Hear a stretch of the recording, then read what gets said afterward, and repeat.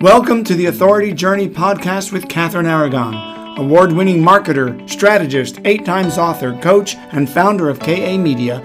Catherine takes you on the journey of moving from being an expert to becoming a legacy leader in your field. Join us each week as she explores the authority journey and what it takes to influence, lead, and succeed. Welcome to the Authority Journey podcast. Achieving your most audacious goals doesn't happen by accident. Explore the authority journey and what it takes to influence, lead, and succeed. My name is Catherine Aragon, and I'm your host for today's episode, Step into Your Authority. This year in particular, I've noticed a reaction. So it's probably something that many of us struggle with. This conflicting desire to step into your authority versus hiding away in your cave. I worked with a team several years ago, and the thing he talked about was not hiding away in your bat cave to create your product and then coming out and trying to launch it to the world. And I loved that image of hiding away in your bat cave, because honestly, that's kind of what it is. It's not like you're hiding away in a cave to completely disappear. You're hiding away in the cave because you enjoy the creative process, or you work better without a lot of noise, or any number of reasons. It's not necessarily a bad thing. That said, it's not a great thing if you're trying to establish your authority. Because a real authority is public, is present, is visible. You can't hide away in your cave and be an authority. Now, I get it. I mean, I'm the kind who likes to hide away in my bat cave. That's kind of my natural mode. I get into my zone and I don't even hear the things that are going on around me. Hours can pass, and I won't notice. My husband has to go make me a sandwich and bring it to me. Here, eat. You need to eat. Because I forget that it's been hours and it's time to refuel. But we have to start this discussion by going back to the beginning. What is an authority? I talked about this in episode 2 of the Authority Journey podcast, so feel free to go back and listen to that. But essentially, there are 3 things that describe an authority. That's leadership, influence, and the ability to shape, sway, or persuade. Anytime someone who is a real authority steps 100% into that authority, they take on leadership. They begin to influence the people around them, and they have the ability, because of that, to shape the way people think, to sway to sway people's opinions, and to persuade them to take action. But that comes with a responsibility. Don't use your authority to lead people to someplace that isn't good for them.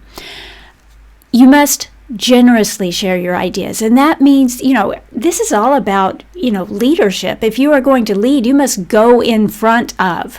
You must clear the road so people can have a path to follow. And then once you've done that, you help other people come behind you and succeed. You share what you've learned as you forge to that path and help them come behind you quicker than you did. You educate and you inform. So there's a lot that comes into it. You must be a positive force, and you must lead people to their success, not to, something that benefits you and not them. That's not really leadership, if you think about it. That's just selfishness and greed. You can't use other people for your own gain. That's not leadership. It might look like it if you can attract a huge following, but be very aware. True leadership is about giving back. It's about taking what you know and sharing it. I have an image right now. What was this? Sense and Sensibility. At the end of the movie, You've got the double wedding. The two sisters marry their chosen guys. And when they come out, one of them is of course the wealthy guy, and he just throws coins into the air. So while everyone else may be throwing rice over them, he throws coins back to the audience. Now think about that image. That's an image of true leadership, where people may give you something that's meaningful to you. They shower you with rice, which isn't valuable, but it's their gift to you. It's the fellowship. It's the adulation, if you will. They love you and they're willing to say so. But what you give them is even more valuable. Gold coins trump rice any day of the week. So make sure that what you are giving is more valuable than what you're getting. If you do that, then yes, that's leadership. Now, all that is to introduce our topic today. Let's talk a little bit more about this tendency that we might have to hide away in a cave, and yet we want to be considered a leader. Can that even happen? I'm reminded of the question, if a tree falls in the forest and no one hears it, did it really make a sound? Well, that's a philosophical question that we can apply equally well to your authority journey. If you consider yourself an authority and you hide away in a cave and no one hears you, are you really an authority? Well, by our definition of authority, you can't be, because an authority leads. An authority helps other people succeed. An authority educates and informs, and even if you are hiding away in a cave to create a course or some training for other people, if you completely disappeared during that time period, you weren't leading. And if you want to be a leader, you must lead. You must be present. You must be visible. An authority shares her experience, knowledge, and stories, so each generation of the human race has more potential than the previous. So instead of learning everything from scratch over and over and over again, they can start from one step ahead, which means they can go further. If we want to evolve as humans, if we want to get better as a race, we've got to step into this. We can't hide our authority. There's no such thing as hiding your authority, because the minute you do, you stop being an authority. So, authority, leadership, it's about giving back. So what are you doing to give back? What are you doing to unleash your knowledge and generously share it with the world? What are the gold coins that you are throwing to your audience? That's what we need to think about, because that truly is how you will establish yourself as a leader. So let's talk about how you can do that. The easiest way, honestly, is to start a blog or a YouTube channel. Or even a podcast.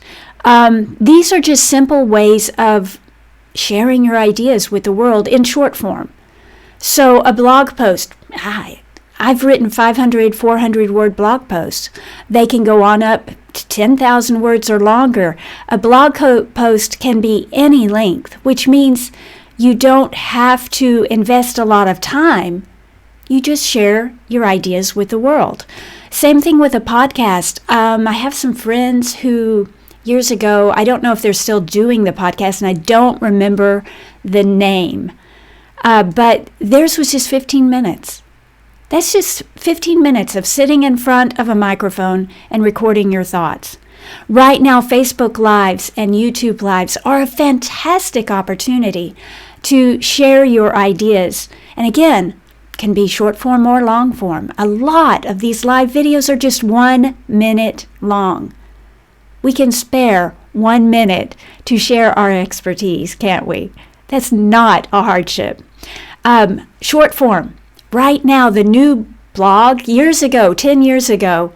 No, it was more like 15 years ago. Blog posts were short. And in fact, to rank well on Google, they were limiting them to 400 to 500 words each. Well, think about what we're doing today. Most blog posts are like 2,000 words. It's social media where we're sharing our short form content. That means you can be an authority by posting every day on Facebook or LinkedIn. Seriously, influencers are on Instagram sharing pictures. You don't even have to be a writer. You can just share pictures of things and just influence and lead. It's just about being visible. So your blog, I say blog, but by that I mean podcast, YouTube, anything where you're sharing regular medium length content. Social media where you're sharing short form content. Start a business. Let's say that you make jewelry and people love what you do. You don't even have to tell people about what you're doing. Just share your work. An artist, share your paintings. This brings me back to another topic that I love to talk about. We'll talk about it on another episode here. You can't finish the creative process until you share your work with the world. So if you're a writer or an artist of any type, and you're not sharing your work with the world, you are not influencing. You are not leading. So like I said, it doesn't have to be your words or thoughts necessarily. It could be your creations. You could be creating software apps. You could be creating paintings or jewelry or short stories.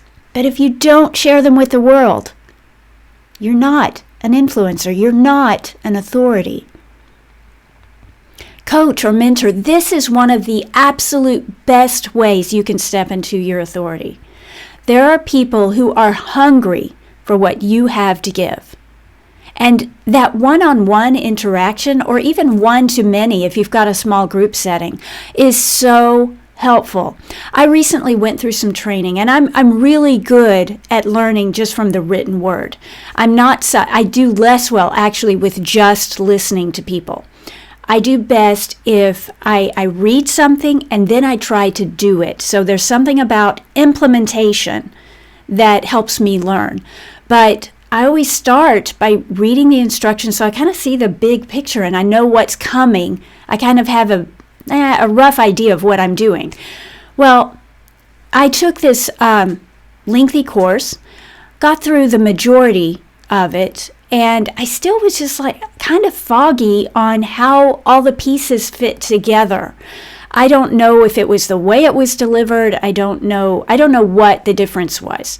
But just recently we had an implementation day for that training. And I was blown away by the difference. This was the same person delivering. The course had been delivered by her in video format, and she was saying all the exact same stuff, but having it all put together, and so I didn't have to how do you say this? I guess when you go from one video to another, it doesn't feel as continuous. It doesn't feel as cohesive somehow. At least it didn't for me. And so when I sat in on I think it was a 4-hour day, honestly, but we sat together and she just delivered each of those same segments back to back. We were able to ask questions, but it wasn't so much the Q&A that helped me. It was having it all in one package where I just sat and I saw the whole thing unfolding one piece at a time, but all together. And it really, really facilitated my understanding. I came out of there with light bulbs going off. I understood what the plan was, and I was able to quickly adapt it to my own business and what I wanted to do. That's the difference a coach or mentor can make. You can read instructions in a blog post, or your students can. Let's say your students, the people coming up behind you, they can read your blog posts. They can watch your videos. They can hear you speak on a stage, but it will not have the same impact as being able to work with you as a coach or a mentor. There is something special about that relationship, and it does transform. So if you really want to be an authority, coach or mentor, that's what you need to do. And finally, another one that is personal favorite to me is to write a book. My entire life, I've been about writing long-form content. That is one of my specialties. It's one of my loves. And I'm very passionate about that, especially because it's something that through my own experience, I realized that no amount of training, especially the reading kind that I was just talking about, will help you. I even have an English degree. And writing long-form content stumped me for years. It took me, it was this moment when I was working in a marketing department. I was the lead writer, and I had these giant projects. I had like 20 projects at one point. And I just suddenly realized, it was almost like an inception, where I realized that the same format, the same process I used for short form could be expanded for long form or contracted for micro form. I call it bookception, because this was such a huge moment for me when I realized I do have what it takes to write long form content. And that's one of the reasons I've put together my own training.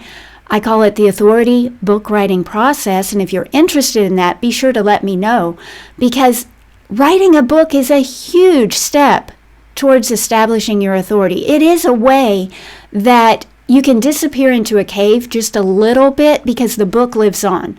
The book is out there all the time, and as long as you're engaging with your audience and answering their questions, and you're out there talking about that topic, that book carries a lot of the weight of you being the authority, of you being present in public, because the book is on a bookshelf. It's in the library. It's in Amazon. It's everywhere. I love that about a book. It's such a powerful way to establish your own authority. And it has the greatest potential to help people even after you retire or pass on. If you think about that, I have a few examples of this, and these are all people who are no longer alive, and yet we study them, we learn from them, we talk about them. I think about Eugene Schwartz and his book, Breakthrough Advertising.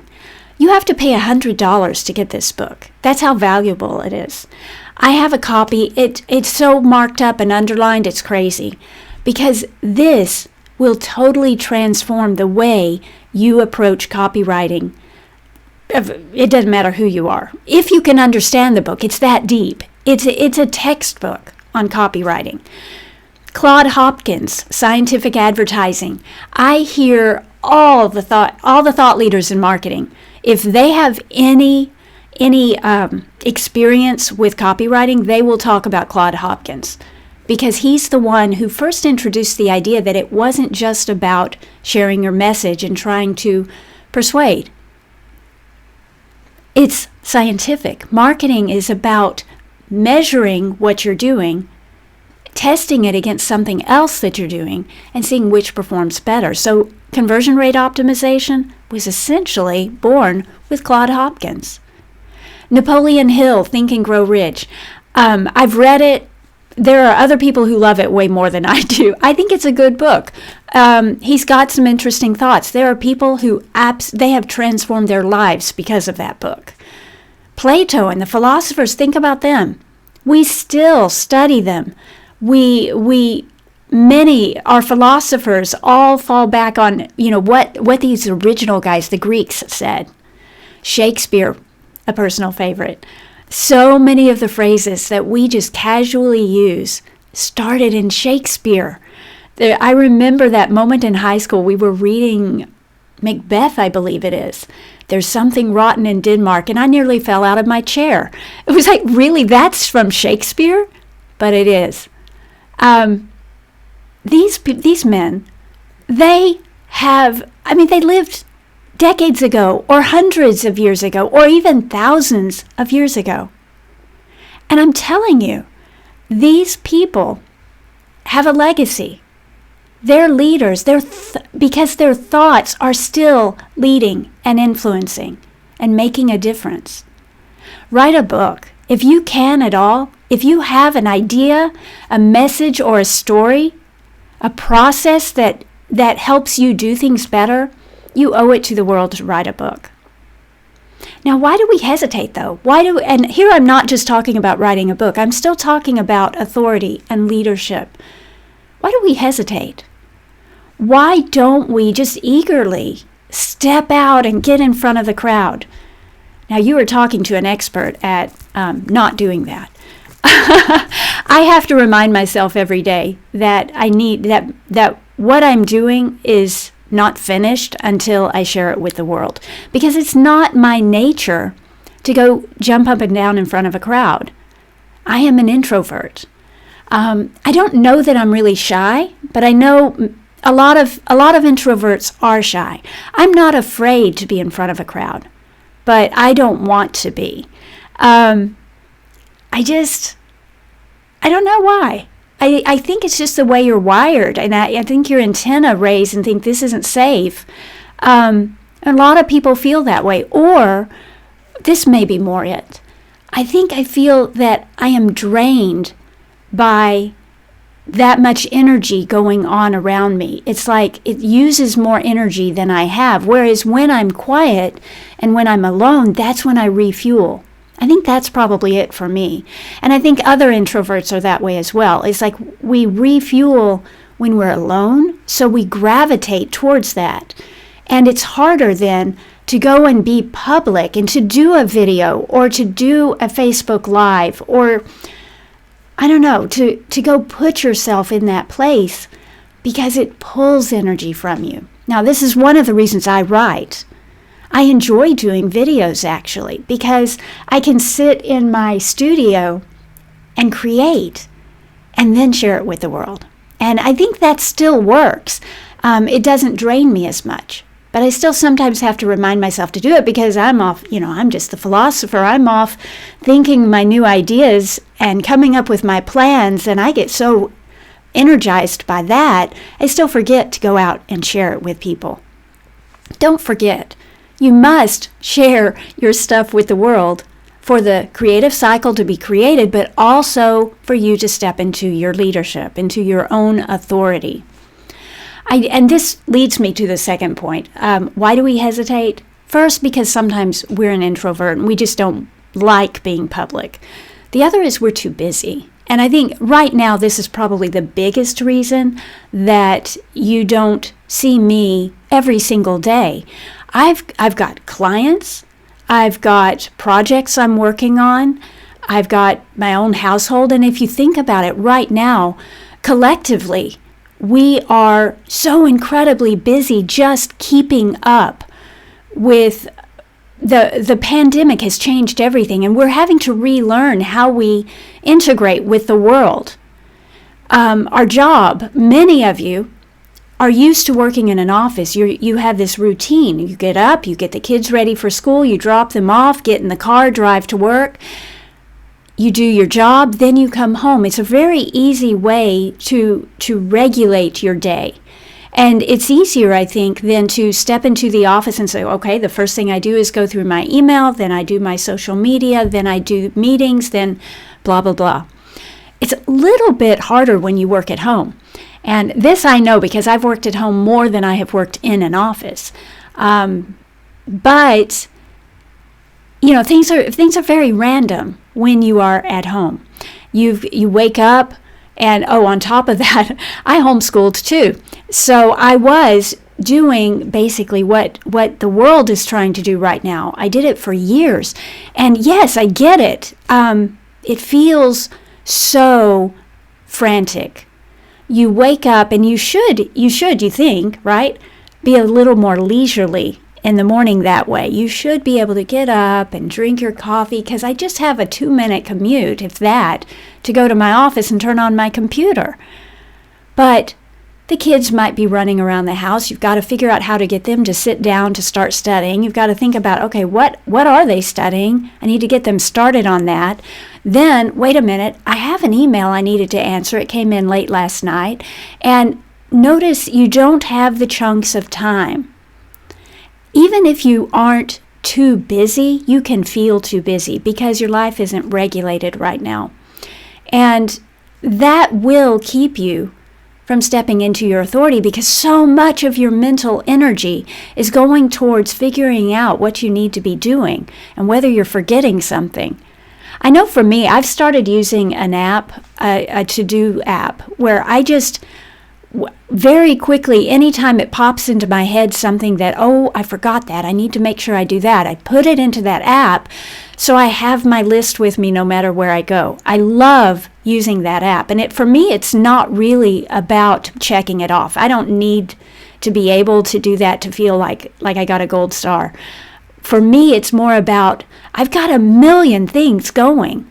And I don't want to forget any of them. They're all important to me. So I have this app that just captures all those disparate activities that I need to be paying attention to, all those different things that are important.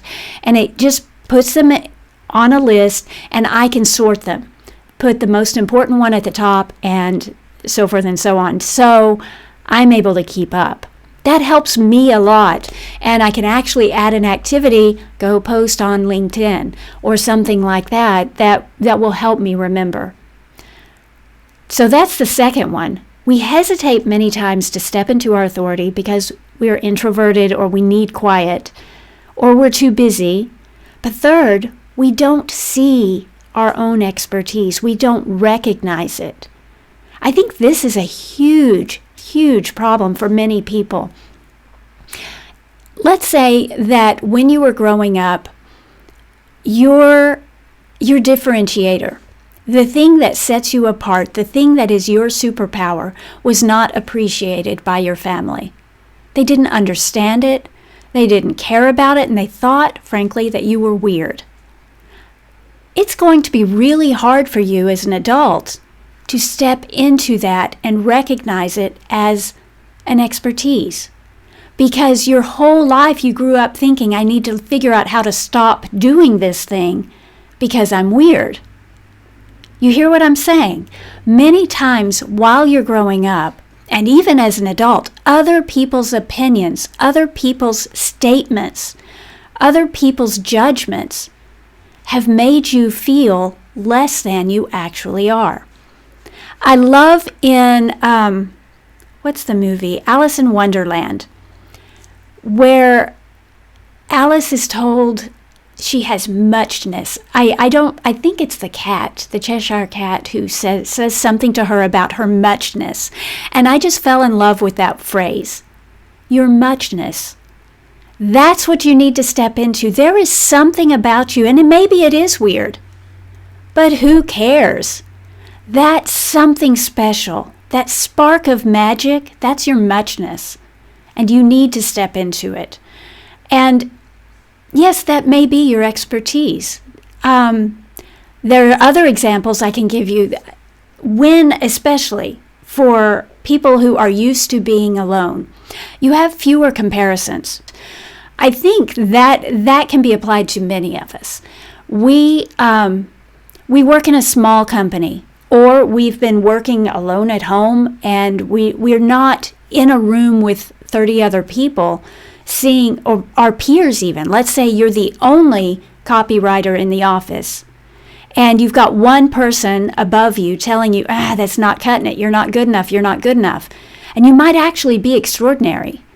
But because you don't have another copywriter to compare yourself to, you have no way of knowing that, because the only voice you're hearing is this person over you who's saying you're not good enough, when maybe the flaw is with the way they're judging your work, not with your work. You see where I'm coming from? Sometimes we don't see our own expertise because we're so focused on what other people are saying or doing. We see someone who's amazing at what they do, and we're comparing ourselves to them, and we're still quite good. But, okay, fine, this other person's better. That doesn't mean we aren't there yet. It doesn't mean we aren't an expert in our own right. We're just doing things slightly differently, and that's okay. So maybe you're an introvert. Maybe you're too busy. Maybe you don't see your own expertise. Finally, maybe you're uncomfortable stepping into your authority. Maybe because it seems prideful. Maybe because you're embarrassed to stand out and be seen. That's the thing, I think, that would be hardest to get over.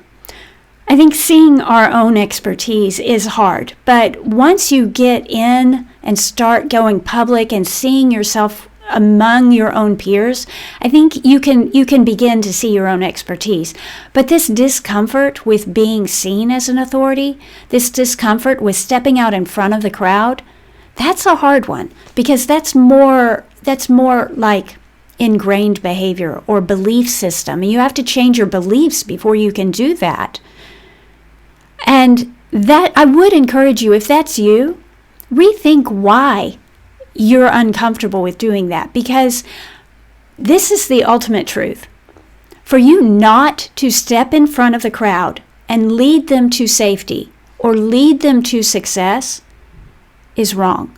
If everybody is on a path that is hard and rough, and okay, the path is whitewater rapids, and everyone who wants to travel this path has to get into a boat and go over this dangerous rocky river in order to get where they're going.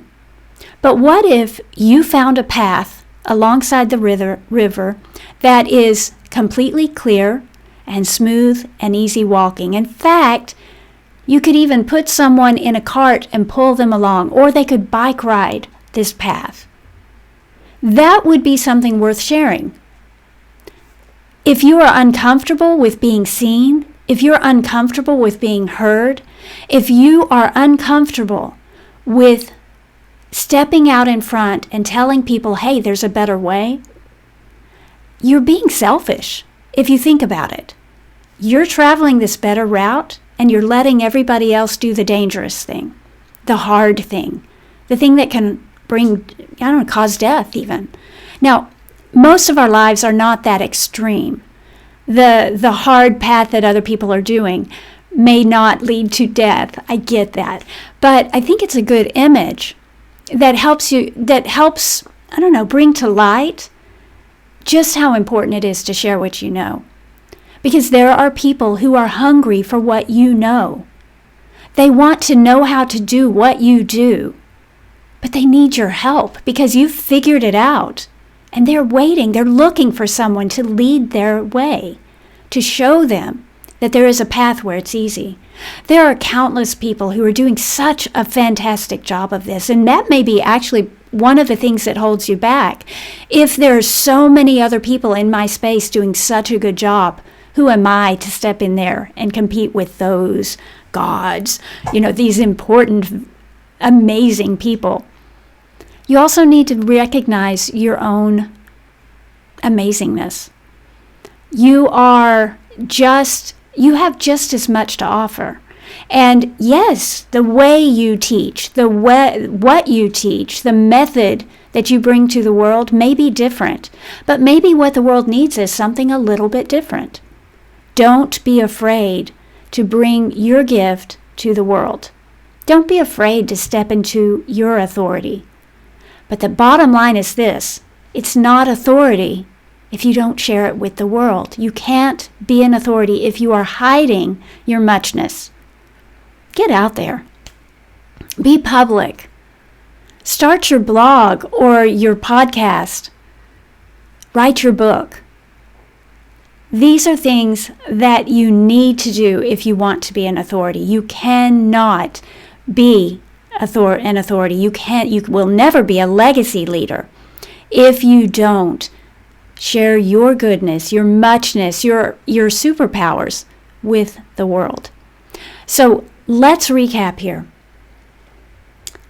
In order to be an authority, you must generously share your ideas, help others succeed, and educate and inform. You cannot do that from your bat cave You need to go public. And if you're shy or an introvert, if you feel like you're too busy, if you don't see your own expertise or your awesomeness, or if you're uncomfortable with stepping out and being an authority, these are the things we need to fight. We need to find ways to get over that. And we'll talk more about that in later episodes. But right now, just wrap your mind around this fact. You cannot be an authority if you aren't in front of the crowd. So go public with your gifts. Be the authority you were meant to be. Stay awesome.